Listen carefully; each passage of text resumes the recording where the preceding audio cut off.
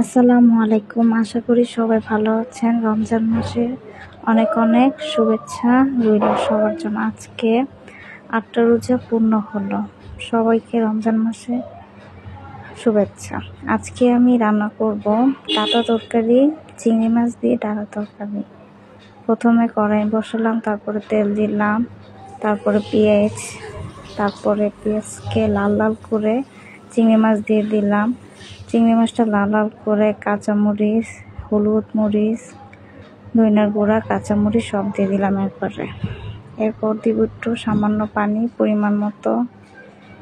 তারপর তাকে ভালোভাবে নাড়িয়ে কষাইতে হবে।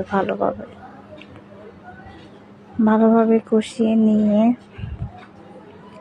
ভালোভাবে নেড়ে চেড়ে ভালোভাবে কষাতে হবে।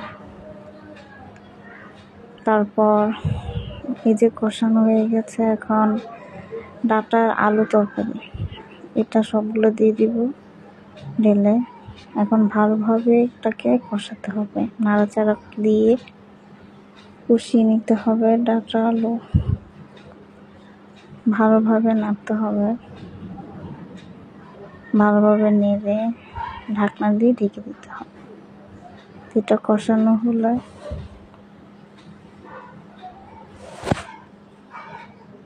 এখন ভালোভাবে নাড়তে হবে, নাড়িয়ে চাড়িয়ে কষিয়ে নিতে হবে ভালোভাবে। ঢাকনা দিয়ে ঢেকে দিলাম। এখন কষানি হলে আবার খুলে আবার নাড়াচাড়া ভালোভাবে নাড়িয়ে নিয়ে ভালোভাবে নাড়াতে হবে, ভালোভাবে কষিয়ে নিতে হবে। যত কষাবে অতই মজা লাগবে।